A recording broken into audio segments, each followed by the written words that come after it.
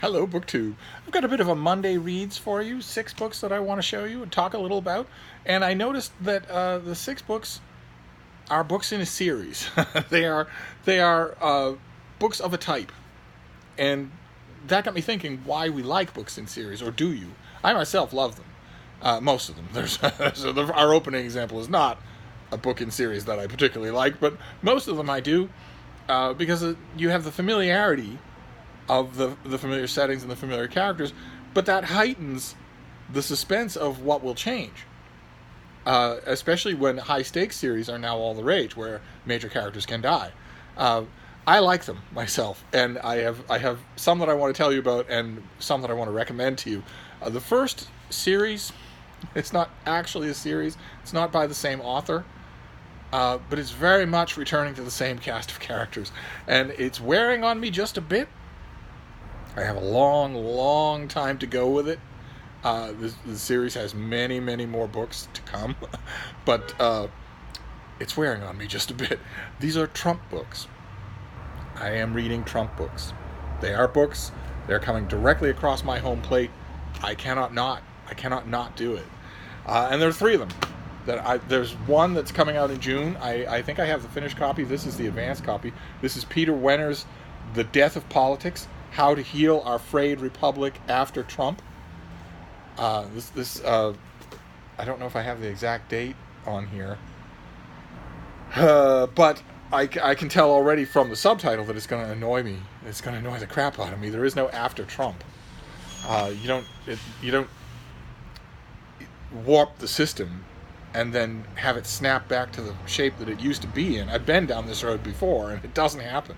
But then there's Joy-Ann Reid, The Man Who Sold America. She is a popular cable host, and this is her book about... well, let's read her blurb. Her blurb is by a fellow cable news host called Lawrence O'Donnell, who wrote a good book of history called Playing with Fire, and who some of you will remember. You might not know his name. You might not have read Playing with Fire. You might just remember him as Jed Bartlett's father on The West Wing.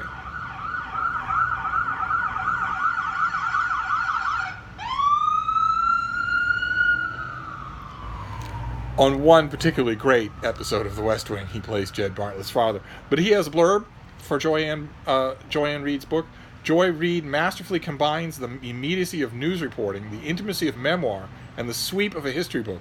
From the anti-immigrant Know-Nothing Party of the 1850s to Nelson Mandela's post-apartheid attempt at reconciliation, The Man Who Sold America delivers a compelling account of how we got to Trumpism and what will happen next. So once again, we have what will happen next. And then there's this thing, Alexander Nazarian. His book is The Best People, which is a gossipy, sounds like a gossipy examination of all of the incompetent criminals that followed Donald Trump into office. There's just a few of them on the cover here. There are dozens of others. Dozens. The most egregious example, Betsy DeVos as Secretary of Education, is an ongoing disgrace. Scott Pruitt was an ongoing disgrace, and an official of such epic corruption that people literally didn't know how to even describe some of the things that he was doing. And then there's just incompetence. Ben Carson. Some of you will have seen his testimony on the Hill just last week, or maybe it was the week before last. It was absolutely embarrassing to be an American and watch that testimony. This was a man who knows nothing at all and who was arrogant about it. So this is a series of books that I don't recommend at all. Trump books, I don't recommend them at all. I am reading them, but you shouldn't. But the next 3 are series that I very much recommend. So let's get straight to those. The first one is The Shameless by Ace Atkins. This is a Quinn Colson novel. Quinn Colson is a hard-bitten and very intuitive sheriff, and these are gritty adventure stories. I wasn't all that familiar with them until comparatively recently, but I have made up for lost time, and they are. If you're in the mood for that sort of thing, these will not steer you wrong. They are really well done. And then the next one is A Cause for Joy, a great, huge thing that comes out in October. This is A Book of Bones by John Connolly. Big, thick thing. It's a Charlie Parker mystery. It's a not mystery, really. I don't really know how to describe these books. They're an amazing combination of action-adventure, gothic atmosphere and an element of horror fiction. And they work. They totally work. So when you get a Charlie Parker novel that is this big, I literally will brush things aside in order to read this right away, and then later on in October I will savor it all over again when I get the finished copy. Let's see here. Let me tell you a little bit about it, as I don't know how many of you know John Connolly. He's a wonderful guy and a wonderful writer. On a lonely moor in northern England, the body of a young woman is discovered. In the south, a girl lies buried beneath a Saxon mound. To the southeast, the ruins of a priory hide a human skull. Each is a sacrifice, a summons. And something in the darkness has heard the call. Charlie Parker has also heard it, and from the forests of Maine to the deserts of the Mexican border, from the canals of Amsterdam to the streets of London, he will track those who would cast the world into darkness. Parker fears no evil, but evil fears him. Cannot wait. Will not wait. And then the last one I want to recommend to you is David Gordon. This is Joe the Bouncer novel, and this is only the second one. This one is called The Hard Stuff. Here's the finished copy of The Hard Stuff. And these are amazing. They are loaded with blurbs, and they deserve them. They are terrific, heroic action adventure. Just terrific. In fact, I want to give you a taste of what they're like. The second book in the Joe the Bouncer series is called The Hard Stuff.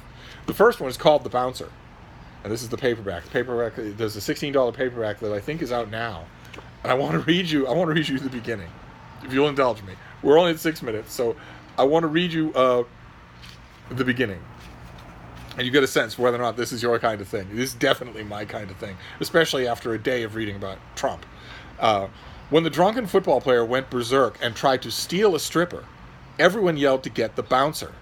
This drunk was huge, a red-headed giant. He lunged for the stage, grabbing and squeezing like a starved caveman at an all-you-can-eat buffet, then went straight for Kimberly, a tall blonde, curved like a futurist Italian sculpture.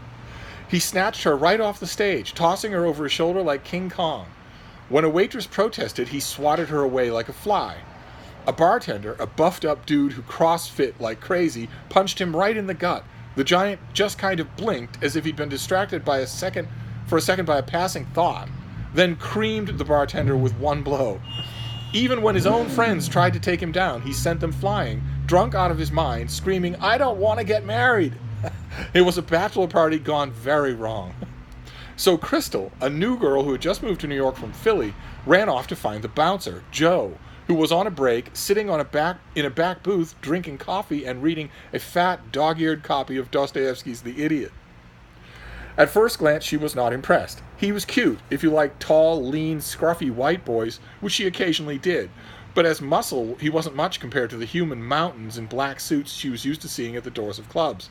This guy was in jeans and old Converse high tops, wearing a t-shirt that said security, but the giant was about 4 times his size. If the giant were a tree and you sawed him in half, then filled him with steaming bubbles, Joe and Crystal could both sit in his hollow trunk as if they were in a hot tub. "Hey, you," she shouted. "The idiot! We need help!" Joe looked up, sort of smiling mildly, and folded the page of his book. Then he saw where Crystal was pointing. The giant was wading through the crowd, apparently hauling Kim off to his lair to eat later. Moving easy, Joe stepped right in his path. "Hey, you, meat!" he yelled. "Over here." The giant made a frowny face, focusing on Joe like a bull seeing a red flag. "Don't call me that." Joe grinned. "How about I give you a lap dance?" Grumbling, the giant tossed Kim to the side, and she crashed into a table of Asian tourists. Then he made for Joe. Crystal felt a little bad as she braced herself to watch that pretty face get ugly. The giant hauled off and threw a punch, his fist coming down like a sledgehammer. But Joe dipped gracefully and, riding on the balls of his feet, stepped safely inside the swing. He kicked out, knocking the giant's shin from under him. As he stumbled, Joe reached in to grab a point on his thick neck. Ow! Like a wounded monster, the giant howled in pain and tried to shake loose, but Joe just pinched harder. "Easy, easy, let's walk," he said, leading the bent giant along, groaning and moaning. The crowd parted, and they went right out the door. Kimberly got up slowly with the help of the tourists. "Wow," she said to Crystal, "now that's a good bouncer." Crystal nodded. "I guess it pays to read up on idiots."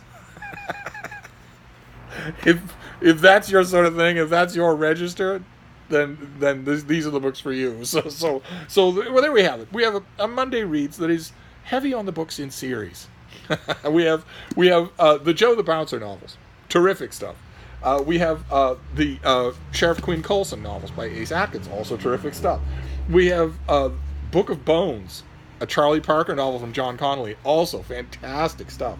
And then, for my sins, we have not one, not two, but 3 Trump books. I will persevere. I will persevere. In fact, I will use the other books in series as the carrot to get me through. I will use them as a treat to myself to get through the first of the 3 books. Oh, God. Oh, and this after the Michael Wolff book last week. Anyway, that's some Monday Reads for you to cogitate and ponder, and I'll be back. Thank you, Book 2.